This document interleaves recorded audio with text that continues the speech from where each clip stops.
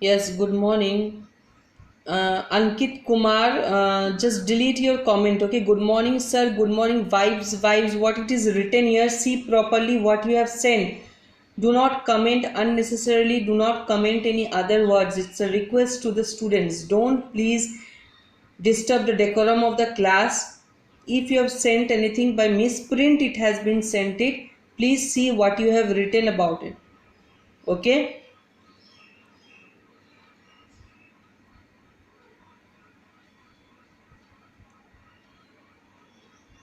Yes, good morning, everyone. Okay, let some many more people, those who want to come, let them join. Then,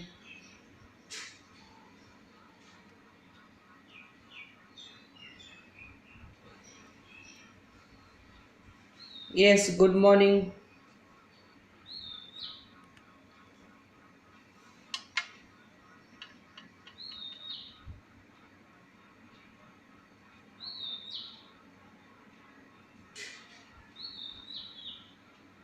Good morning. Good morning.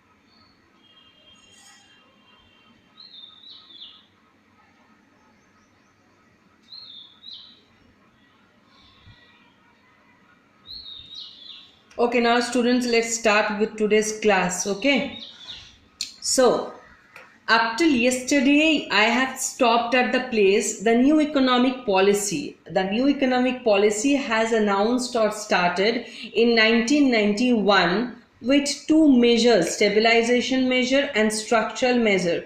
What is the new economic main new policies which are installed by this new economic policy NEP? One is your liberalization, another is your privatization, third is your globalization. Now, one at a time, we will explain. First of all, what is liberalization? Okay, liberalization, what it is written here, see first. Prior to 1991 means before 1991, there were large number of government restriction in India. You know, the government has large number of rules, regulation, restrictions, law and order which you have gone through. In the areas of licensing, import and export trade, dealings in foreign exchange, etc. Here all. Okay, installing a new industry, license is required or permission from government is required. Second, import and export, import and export from foreign or India, their permission will be required. Tariff will be charged, quota will be charged, import substitution will be charged. So all these things were being provided, all these things were being put up by government.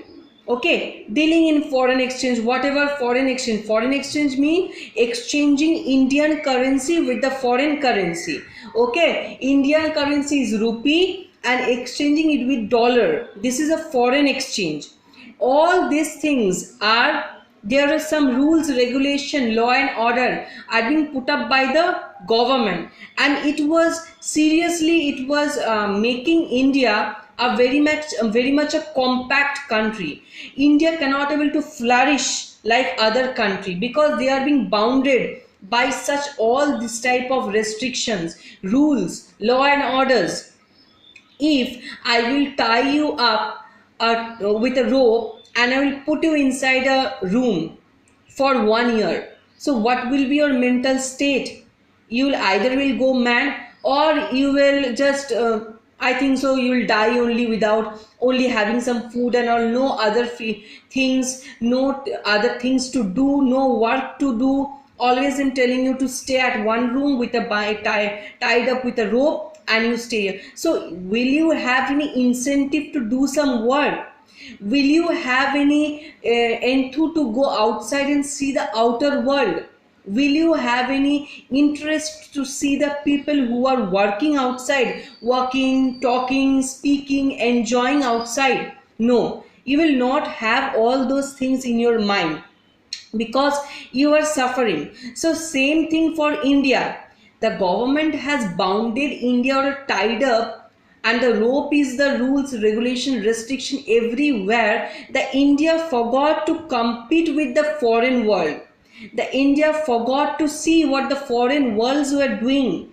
And unless and until India start competing with the foreign, the India cannot able to flourish.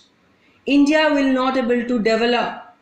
Okay, so for this reason only new economic policy have been came up. And who takes the initiative? The World Bank and IMF, which I have told yesterday. Okay, the World Bank and IMF, when the India has gone to take some financial help from World Bank and IMF, International Monetary Fund and World Bank. So what the grantation have the government, the World Bank and IMF has put in forward of the put in front of the India, that yes, I will help you in this crisis of your time, but you have to follow some rules. You have to follow whatever I will tell you. So this all things the World Bank and IMF has told, that there should not be such rules, regulation, restriction upon India, because India cannot able to flourish. And same reason private sector was put down by the public sector. Why? If the public sector will come up, there will be some increase in quality, good quantity will come up. But public sector has just pressed down the private sectors. So coming back to the bookish language, in July 1991, a package of economic reforms was announced, which marked the beginning of process of liberalization in India. So what is liberalization? It means removal of entry and growth restrictions on the private sector. Means wherever the private sector will like, they will enter. Wherever they like, they will exit. Wherever they want, they can make growth of themselves.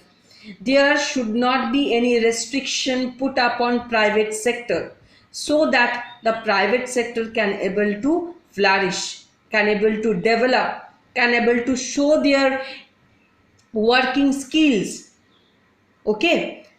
First point, liberalization involves deregulation and reduction of government controls and greater autonomy. Autonomy means freedom, and greater freedom of private investment to make economy more competitive. Now, previously, only public sector was working in India.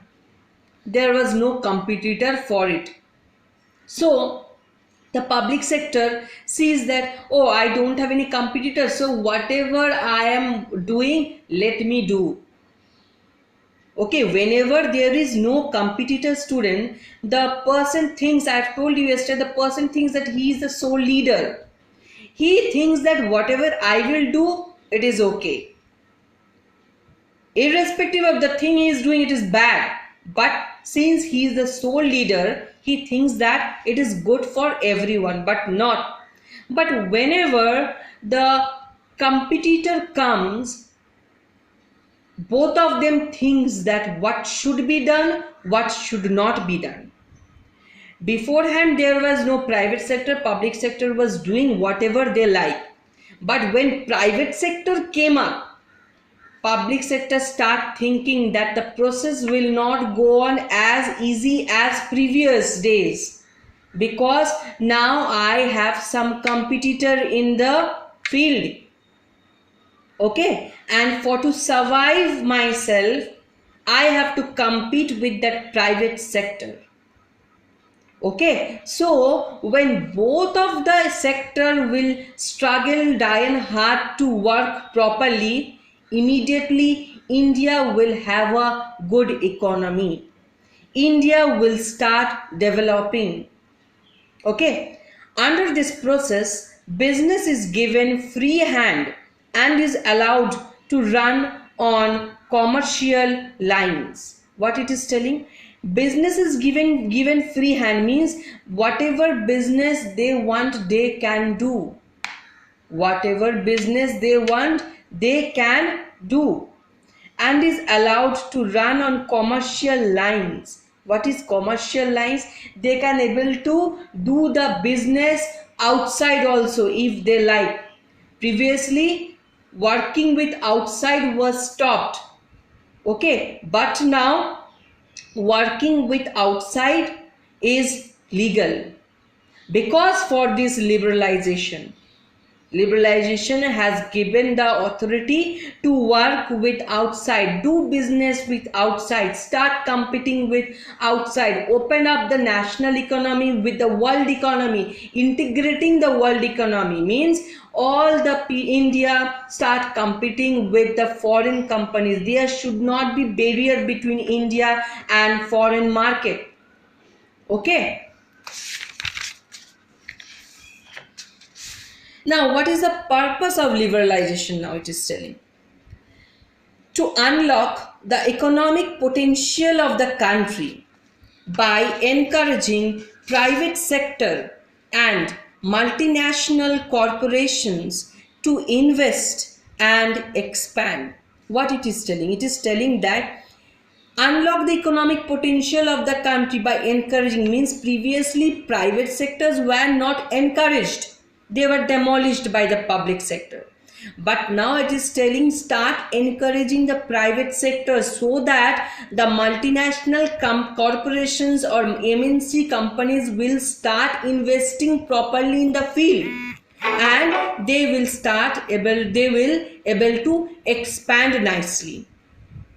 Okay, to introduce much more competition into the economy and creating incentives means incentive for increasing efficiency of operations. So when the private sector will come, then what happens? When the private sector will come, the private sector can able to first of all can able to create more and more competition, and in the same field it will able to create the interest of the people of the private sector to operate efficiently. What I have told, first of all it will able to create more competition day by day into the economy, and second it will create interest in the mind of the private sector workers so that the workers can able to operate, can able to work efficiently. This is the main purpose or main aim of liberalization. Okay, now the economic reforms taken by the government under liberalization include the following. So what are the what I have told about reform? What do you mean by reform? Yesterday I have told to reconstruct. Reform means to reconstruct some economic policies. To reconstruct some economic policies. Now how the economy will in which field this liberalization will start reconstructing, which sectors it will start reconstructing. First one, industrial sector. They have to reform, they have to reconstruct the industrial sector. Second, financial sector. Third, tax reform means tax system reconstruction. Then foreign exchange reform. I have told foreign exchange, that exchanging of Indian currency with foreign currency, that thing should be reconstructed properly. Okay, and the last, trade and investment policy. Means trade and investment policy should be also be reconstructed. I have told you in the previous chapter also, you have seen that trade was being totally harmed by import substitution, tariff, quota, etc. All these things. Imports and exports were being stopped maximally, okay, by government, totally by the government. So those things should be reconstructed properly. Now, particular this all reforms, we will see that what happens to the industrial sector, what happens to the financial sector, what happens to tax reform, what happens to foreign exchange reform, what happens to trade and investment reform. Before going to elaborately the all these points, I have done in one short page, in page only, I have done all this reform, that what is the work of all these reforms. Okay, see, in industrial sector reform, what it will be done? First of all, reduction in industrial licensing. Okay, reduce the license system. Previously, it was license for each and every industries, whether the factory or industry is being setting up, whether existing industry is expanding, whether diversification of product, for each and everything license was required. That should be reduced. We will see then it will be reduced to what sense, what will be done then. Next comes decrease in role of public sector. Yes, of course, everywhere the public sector was interfering, it should be stopped. Third, de-reservation under SSI. Means previously what happens, the small scale industries, I have told you also have seen, the small scale industries were being not able to work, they were being protected every time against the foreign. So now it is telling, during the liberalization process, it is telling that open up the SSIs, let them work, let them compete. Starting it will face some problem, the small scale industries will face some problem, but after, in future time, they can able to work more nicely with good qualities and quantities of good. So de-reservation, do not reserve them, do not protect them now, leave them. Fourth, monopolies and restrictive trade practices, MRTP. What is this MRTP, students? It tells that approval of expansion, establishment of new undertakings, merger, amalgamation were eliminated. Okay, whenever an industry is expanding, whenever establishing of something, a merging, two industries merging, okay, mixing, merging means mixing, two industries come in contact with each other. For example, totally different example. Now recently you have heard, I don't know you have heard or not, Indian Bank is being come in merging with Allahabad Bank. Okay, Indian Bank has came up with Allahabad Bank, both of them will work together. So that is a merging. Okay, amalgamation etc. were eliminated. So all this for expansion, for establishment, for merging, okay, for amalgamation, all these things were being eliminated. Approval means permission. Every time what this liberalization wants to tell you, every time there is no requirement of taking permission from the government. If you think it is legal, you can start up. Okay, you can start up. So MRTP tells about this thing only. No requirement of approval for establishment, expansion, merging, etc. for all these things. So this is all about the industrial sector reforms. Now comes to the tax reform. What these tax reforms will look into. First of all, reform in indirect tax, okay, reconstruction of indirect tax, okay. Second, reduction in taxes. Yes, everywhere there are taxes, so reduce that tax. We know, students, in India there is very much inequality in income system, yes or not? Yes, there is always an inequality in the income system. So if there is inequality in income system, so why there will be so much tax policy, why there will be so much increase in taxes? It should be reduced. So reduction in taxes, yes, wherever necessary, the government will increase the tax, but unnecessary increasing of the tax will hamper the saving, and sometimes saving is required for a country, for an economy. Okay, since the tax were increasing, people were discouraged to save. People are not getting some interest to save. Okay, third one, simplification of process. Okay, the tax process or the system were very much confused. Okay, the people cannot able to understand, the public cannot able to understand properly what it is, what is the process, etc. and etc. So simplification of the tax is always required. The procedure should be simple so that literate or some illiterate people can also be able to understand what should be done. Okay, next comes your financial sector reform.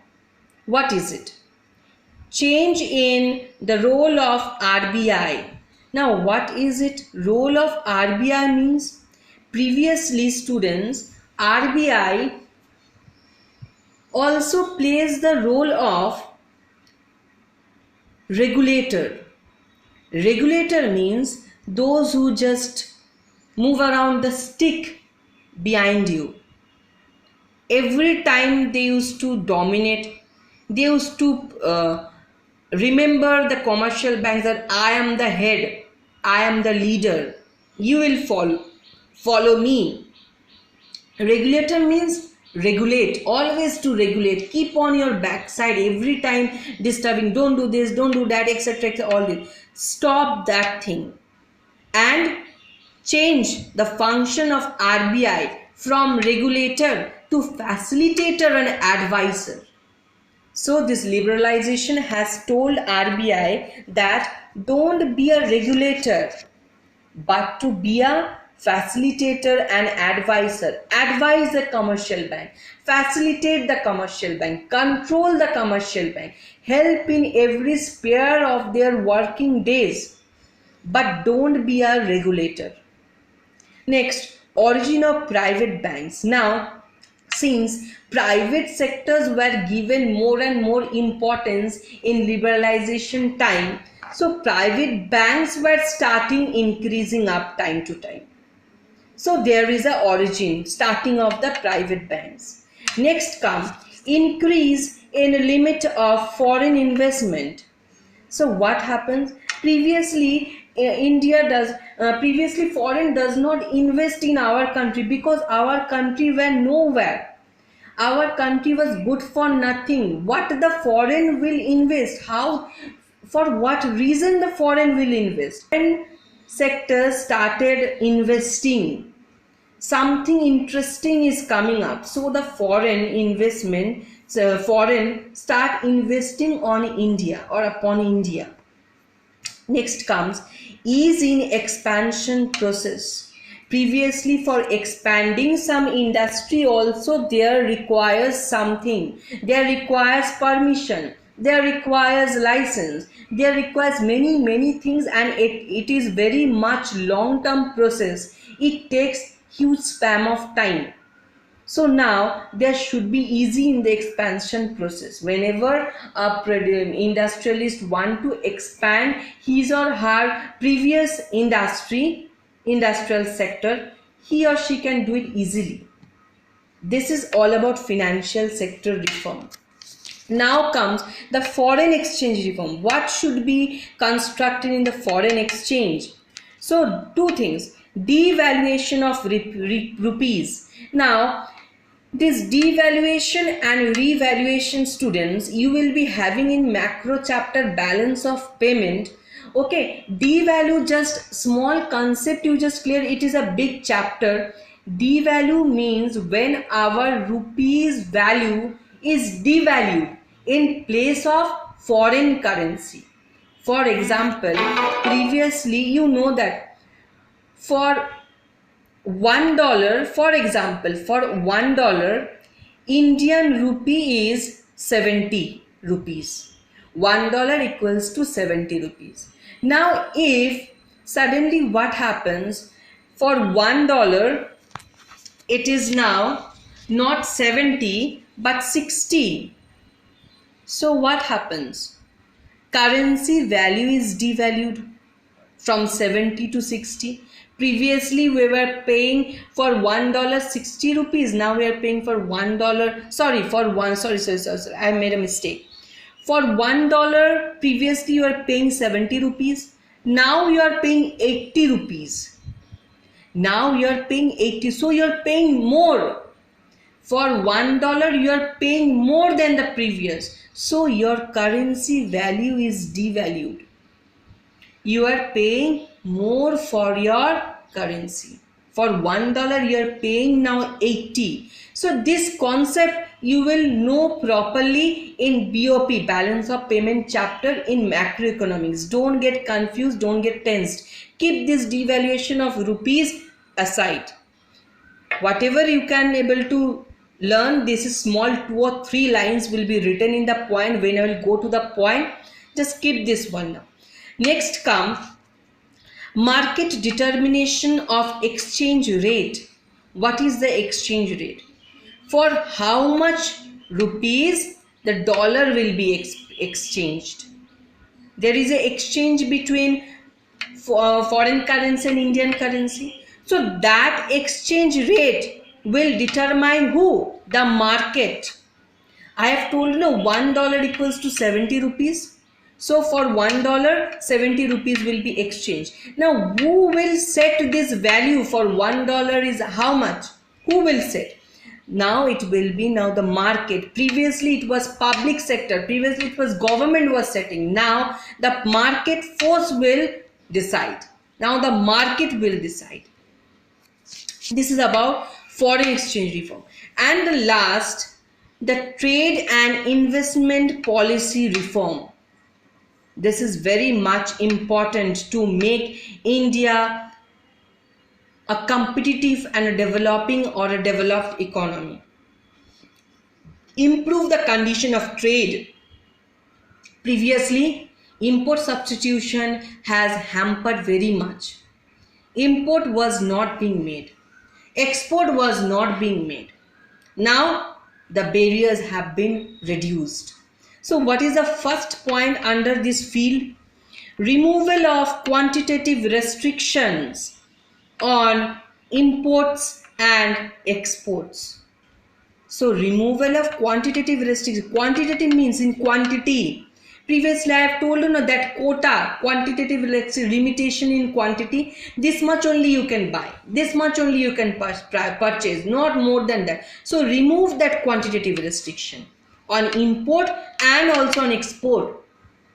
Infinite amount of goods from foreign India can buy, or from India foreign can buy from India. There should be no more quantitative restriction. Next, removal of export duties. Export duties means whichever duties means the restrictions, rules and regulation on export. Okay, the export was also being hampered very much. Foreign India, if India wants to, there were some restrictions, there were some laws, and order, everything. Okay, so the liberalization has told to remove these duties upon this export. There should not be any duties. Same thing for import. Whenever India wants to buy from foreign, import, so they are confined to India only.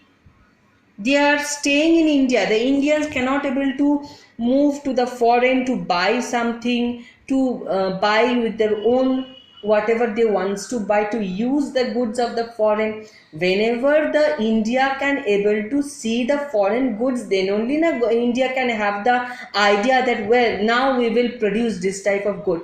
Public sector was stopping that one. What is the main reason of opening export and import? What is the main reason of reducing this restriction upon this tax export and import? Why? because liberalization wants that India should see the foreign goods. By exporting and importing, India can able to realize that our good is not as good as foreign. So we should increase our quality, we should increase our quantity, and there the competition, force the India to produce good qualities of good and services. So this is the main intention of opening this export and import. And the last one, relaxation in import licensing system. Yes, to import something, a license is required.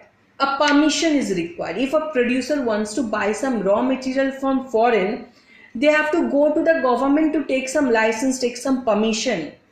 But it is not so. So that should be relaxed. Why every time the producer will go for to say that, oh I want to buy this one from foreign, every time he has to take a permission? No, that is not required. This has been told by liberalization. So this is the total liberalization process which were put effect on industrial sector, tax reform, financial sector, foreign exchange reform, trade and investment policy.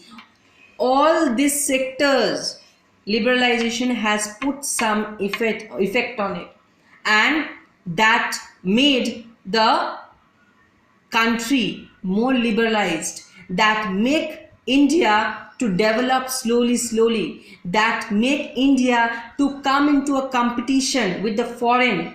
And since they come into the competition, what happens? They started working well. Okay, so tomorrow we will come with this elaborately. I will send you the study material of this one total. I have done in brief. Okay, I have discussed in brief. So I will send the study material or the notes of this liberalization process. You will read, go through it, see whatever I have told, it is matching or not. Tomorrow we will discuss about this all points with the book. Okay. So thank you students everyone. Once again, good morning.